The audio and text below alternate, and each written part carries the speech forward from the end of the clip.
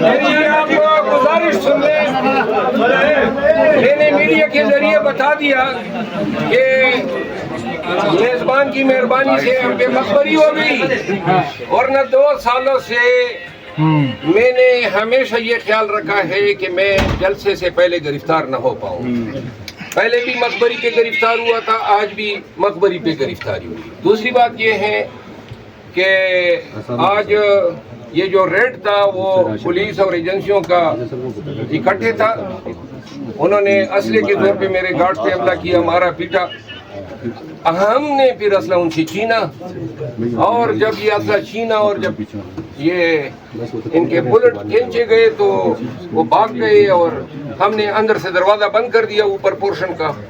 بعد میں پولیس والوں کے جو رویہ میرے ساتھ پیش آیا، میں لازماً قانونی کارروائی کرتا، لیکن پولیس والوں کی مجبوریاں تھی اور انہوں نے اس کی تلافی کی، معذرت کی، اور میں نے معاف کیا.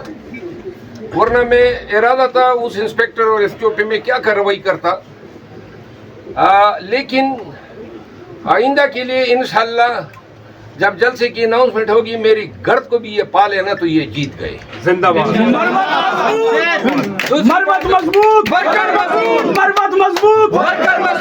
ورکر کو یہ بات کہنا چاہتا ہوں، ایک کمپین چلائیں سوشل میڈیا پہ اور یہ فیصلہ کروائیں کہ یہ احتجاج کا کام احتجاج کی کمیٹی کا ہو. یہ خان صاحب کے پاس جا کے اور خان صاحب سے یہ فیصلے مؤخر کروانا، اس سے ورکر میں مایوسی پھیل رہی ہے. اور جب ایک احتجاج کمیٹی ہوگی وہ آپ کو جواب دہ ہوگی، اور ہمارے پاس پھر ریزن بتانے کے ہوں گے. آج جو جلسہ مؤخر ہوا ہے مجھے بہت دکھ ہوا ہے، لیکن علی امین خان بیرسٹر گور صاحب کی وجہ سے اور خان کا حکم ہونے کی وجہ سے میں اس جلسے اس فیصلے کو کنڈیم نہیں کر سکتا ہوں. لیکن آئندہ کے جلسے جو ہیں ان میں مؤخر ہونے کی روک تھام کے لیے ضروری ہے کہ یہ کام خان صاحب اور دیگر ذمہ داران سے لے کے ایک احتجاج کمیٹی کے حوالے کیا جائے.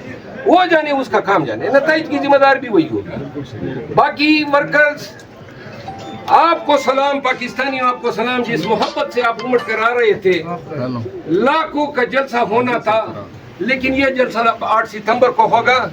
تو یہ جو نقص ہے، کمی ہوئی ہے، جو حوصلے آپ نے ہارنا نہیں ہے، ڈٹ کے کھڑا رہنا ہے.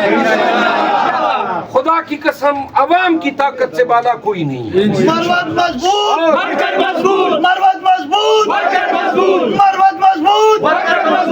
جس دن لاکھوں لوگ نکلیں گے اور اسلام آباد کی شاہراہوں پہ اور یہ موٹر وے پہ لاکھوں لوگ نظر آئیں گے، تب یہ خوف کے بت ٹوٹیں گے، اور ہم نے توڑنے ہیں یہ خوف کے بت. یاد رکھو اللہ تعالیٰ جو ہے وہ خالق ہے، رازق ہے، زندگی دینے اور